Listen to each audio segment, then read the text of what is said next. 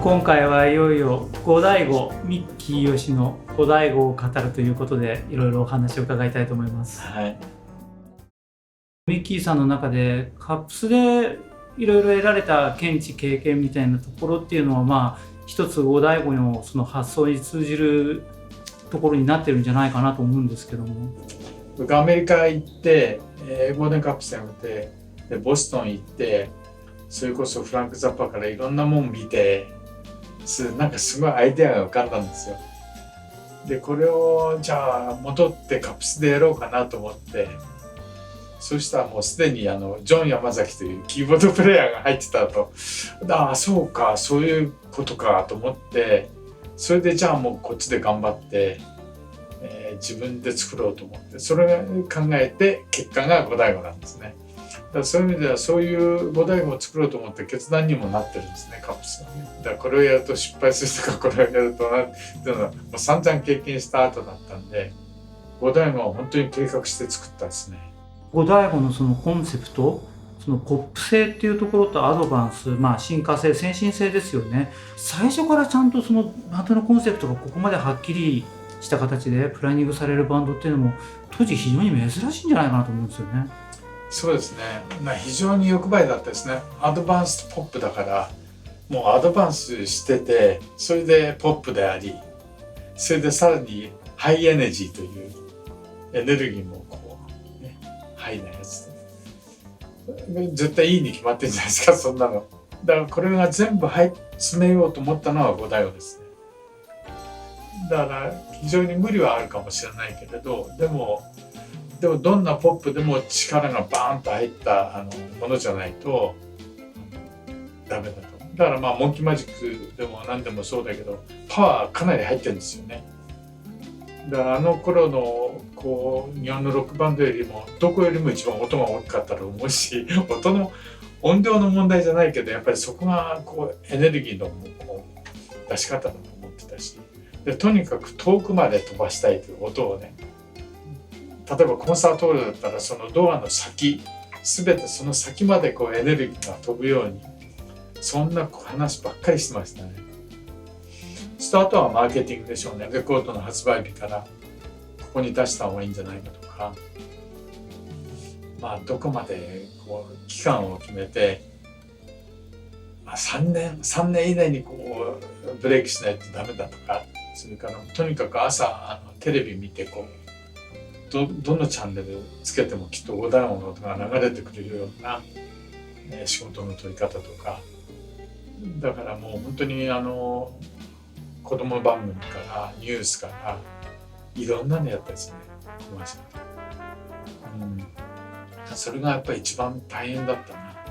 もうこれ以上やったら無理っていうところまで行ったですよね。それでガンダーラが売れたんだけど、その時もあれガンダーラダメだったらもう、無理かなと思ったりね。やっぱりだってバンド維持するのっていうのは、みんな家族もいるし、メンバー5人いれば結局もう10人以上の、それからスタッフとそれと全部をのね、生活を考えなきゃいけないでしょ。そうするともういっぱいいっぱいですよね。そうすると最終的に自分の中の単価を上げるしかないと。それにはやっぱりヒットしかないと。だからこれはもうヒットだって言ってそれで一番ヒットを狙ったのがガンダーラですね。その前からもちろん狙ってはいるんですけどね、なかなか英語でもやってたし、ガンダーラが初めての日本語のシングルだしっていう。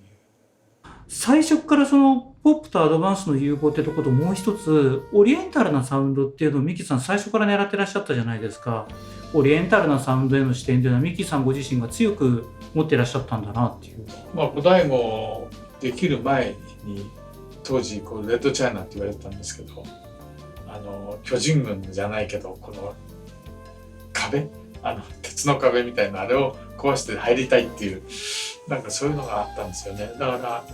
僕はどうしても中国に最初に入るロックバンドになりたいなと思ってたし、アメリカにいた時もカナダのバンドがアメリカでブレイクする時とか、みんな英語圏の、ほとんどが英語圏のグループがみんなブレイクするわけじゃないですか。でもそこで一番気がついたのは、じゃあ日本の英語もあっていいんじゃないかなと思って。で、たまたま長橋陽子がいて、ジョニー野村というプロデューサーと本当にいいスタッフに恵まれたと思いますね。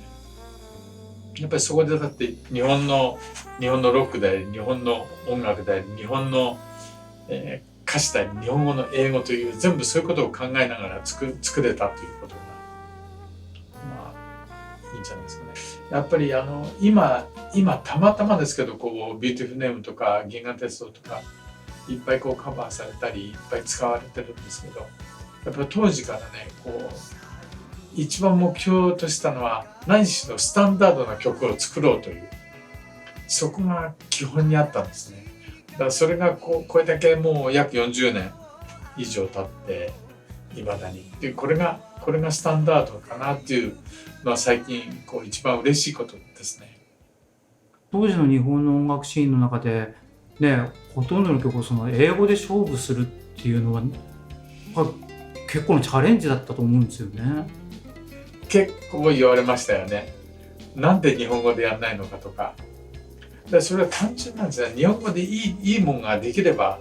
やってたと思うんでね。やっぱりその頃っていうのはまだこんなの日本語じゃないとかいろいろ言われる時代ですから、なんであれは日本語ではないとか、そうかといって英語でやるとなんで英語でやってんだと散々そういうとこで虐げられた感じがするな、やっぱり五醍醐は。五醍醐もね、やっぱり本当竹川もみんな戦友の感じがするっていうか話すんですよ。デッドエンドもそうですけど、やっぱりその象徴的カラフルっていう部分で結構最初の象徴的なポイントってアルバム最有機かなって僕は個人的にはするんですね。いやもうね、あれはもうイメージが中国の総天然色、これがイメージだったんですよ。もうとにかくカラフルでデッドエンドはもう未完成っていう感じがすごいするんですけど、もう一番そういう意味では自由に作ったのも最有機だし、意外とちゃんと作られてるように思われてるかもしれないけど、発想は自由だったんですね。こういう考えしてるやついないよなって本をいろいろ読んで、それ本を言ってそこで勉強してるっていうより自分と同じ考えないよなっていうのをよく昔ね辞書いっぱい買って見てたりしたんで、ほとんどそうだったですね、自分で。だってそれじゃつまんないじゃないですか、他の人と同じ考えじゃん。そういうとこかな、やっぱり五醍醐っていうのも。ミッキーさんの中で、五醍醐サウンドこれでいけるな、このバンドいけるなって最初に手応えを感じられたこの曲のあたりだなとかってなんか覚えてらっしゃいます？デッドエンドでやっとバンドの強さっていうものが、ね、出てきて、これでいけんじゃないかなっていう感じがして、そこからだんだん平気になっていったんですよ。で一番だからまとまってるのはアワーディケードだったり、今回今新ミックスでまたやってるんですが、最有機もまた出るだろうし、それから MOR っていうアルバムが80年で、これがかなりまた斬新なことをやってるんだけど、それがね表現できてなかったのが今回それも新ミックスで出せるんで。ミッキーさん自身が好きなアレンジっていうとどの曲ですか？それはビューティフルネームなんかもそうだし、それからアワーデケードの中の Where We Go From Now っていう曲があるんですけど、あれなんかもこれが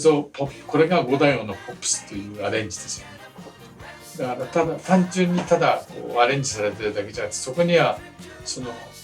ミュージシャンシップも感じるし、でそういうのが大事なんでね、僕の中では。っていうのは生きた演奏がその中に収められてるってことが大事だと思います。でそれで初めてアレンジも生きてくるし、ということは最終的にはその曲が生きてくるっていうことだと思うんで。五醍醐に抱いている、思いだったり、今後のその五醍醐というバンド生命体だったり音楽体というものをどういうふうに、続けていきたい、自分関わっていきたいなって感じられてらっしゃるかな。ゴールデンカップスもそうだったんですけど、やっぱりメンバーがだんだん欠けていくと、やっぱりみんな元気なうちにやっといた方がいいなと思ったんですね。そのグループにしかできないものっていうのは自然にこうその過ごした時間でこう養えるわけで、2006年なんですよ再始動って言ってもこれからずっとって言ってね。で考えたら五醍醐って76年にデビューしてるんですからちょうど30年目なんだよね。で前からよくいろんな人に話して30年やれば平気ってよく言われたんですよ。一つのこと30年やると絶対平気だよって。で自分でも五醍醐やるときに30年先の未来から来た自分、それから30年先にも耐えられる音源を作ろうとか、そんなこと考えてたんですよ。それがちょうど全部30年だったんだよね。でそれが2006年で、だからちょうどそこから本当に五醍醐の最後の五に入ったような気がするんですね。そこで一番今興味あるのは昔の五醍醐、本当に良い時代の五醍醐を自分なんかでまた宣伝できたらなとそんなステージに今いるような気がしますね。これはまあタッカーとも話してるんですけど、やっぱりかなり本気で作ってきたものだからやっぱりもっと皆さんにこう聞いてもらえたらいいなと思ってるかな、五醍醐に関しては。まだまだ形を変えていろいろな形できっと新しいリスナーに届いてくれるであろう五醍醐に期待したいと思います。はい、ありがとうございます。ありがとうございました。次回はいよいよ最終回、古希ミッキーよしの古希を語るです。どうぞお楽しみに。